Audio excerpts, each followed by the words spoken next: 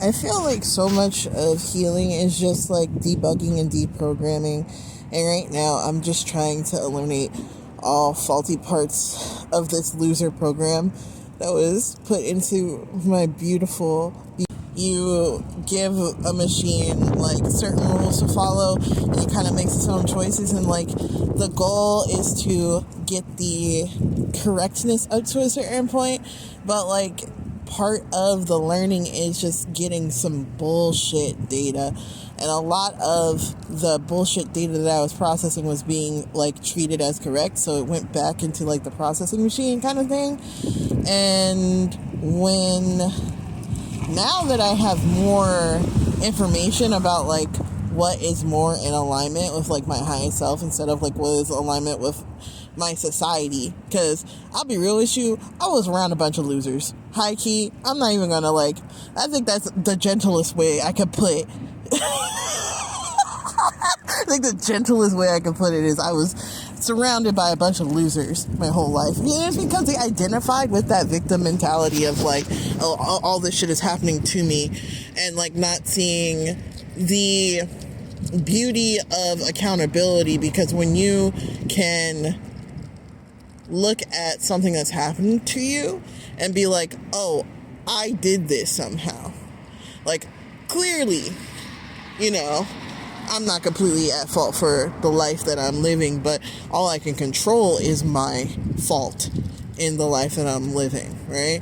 Understanding that onus of control is always mine, even when I'm in a disempowering situation, can help make it feel more empowering, because I can show up different. Like, there's a bunch of weirdos that are just like committed to being stuck in the same patterns because healing is too uncomfortable.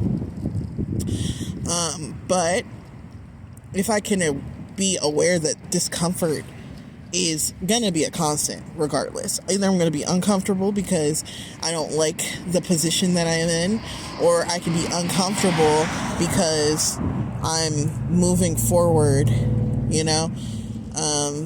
Since I've already started talking about programming, I'll continue to be nerdy and say that when you're moving in the right direction, you're gonna run into enemies. If you've ever played a video game and you've been walking for 20 minutes and there are no enemies, that means you've cleared that section already. And so that section is gonna be easy, but it's not gonna be enriching. You're not gonna find any more plot. You're not gonna like get any more like honestly, and some people really do be stuck backtracking, looking for secrets that are like hidden in the back left-hand corner of the game. And to be fair, I would do that a lot. I'd be like, nah, there's gotta be something here. There's gotta be something here. And it's like, no, bitch, you just wasted hours looking for something shiny. And there's nothing, right? Like, sometimes you just gotta turn that shit around and just start fighting bosses. And life is not like some cute little fucking Rugrats Take New York fucking game for me. I'm playing Dark Souls, bro. Do you know how many times I've been defeated? And I'm just like, nah, easy. So this time, I just dodged that hit. Didn't dodge it this time. This time, I dodged that hit. I dodged it, and then I immediately got killed. This time, I'm gonna get a little stabby. And it's like, I've clocked so many hours just like fucking throwing myself against the wall of my problems that at this point, I'm starting to make some cracks. And not just in my consciousness. Like, these are good cracks. They're like when you shatter like a vase and then you gild it back together, you know, with like gold and glue and shit. It's giving very Phoenix Wright. I know everything is giving Phoenix Wright for me, but like fucking the jar that's supposed to hold the soul of Ami, the head spirit medium of the tribe. This is like a bit of a spoiler, but not really. It was shattered, right? And when they put it back together, it was supposed to say Amy, but instead it said I am. Ooh, oh my god, that's why I kept downloading Amy over and over again. I was just keep thinking of OMG, it's Amy who's a goddess. And I was like, I'm too afraid to say anything meaningful to her, bro. I think you need to keep it. But no, it was the Phoenix Sheriffers, and I feel comfortable and safe with that. Yeah, like sometimes you have to shatter the thing. And even if you put it back together wrong, it can still be, or not even wrong. It's just going to be different. However it comes back together, you might not be in the same configuration. But there's beauty in showing up reconstructed, I've realized. Like, people think you're a bad bitch if you walk into a room looking different, right? Period. So this whole thing of like, oh, I need to cling to where I am and where I am because it works. Do you really feel strong when you say that? Or is there something that you've always wanted to try, and just because it's out of alignment with like who you are currently, you're like, oh no, I can't do that. Fuck it, do it. Worst thing that's gonna happen is you're gonna fail and you're gonna be in the same place. Because staying in that same place, you're operating from the mindset that you're a failure. And you didn't even try that. I've been pleasantly surprised.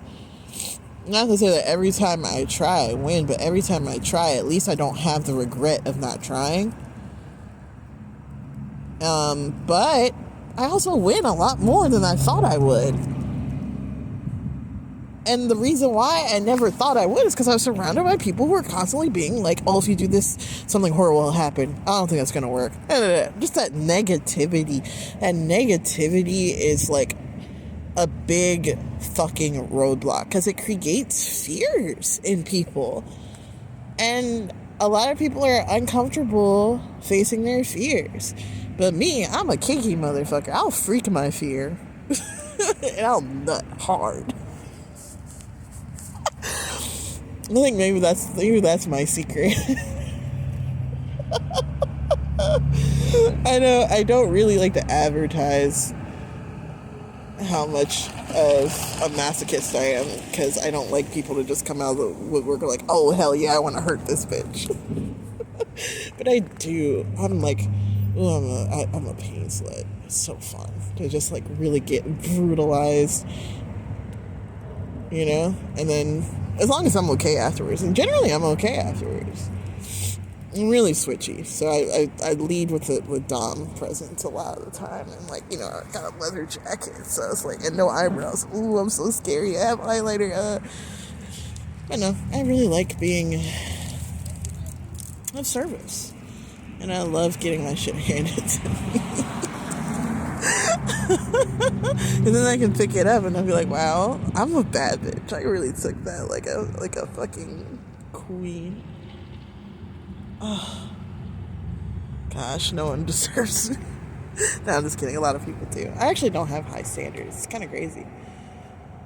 Well, I do, but they're not in the way that people think. I don't really give a fuck if you're rich. I give a fuck if you are passionate. I give a fuck if you are honest. I give a fuck if you move through life with integrity. I hate people who talk a big game and then, you know, like trying to sit invest. He said he's got a big dick, but he's scooping it off in his hands.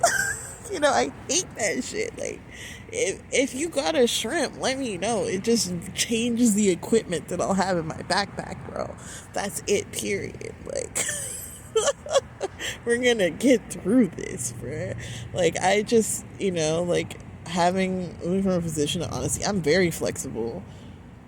But I also like around situations, like, because I've navigated so many experiences, I can navigate more. It's just like, but if you're not being real with me, especially if you're not being real with me because you're not being real with yourself, I can't move forward in that.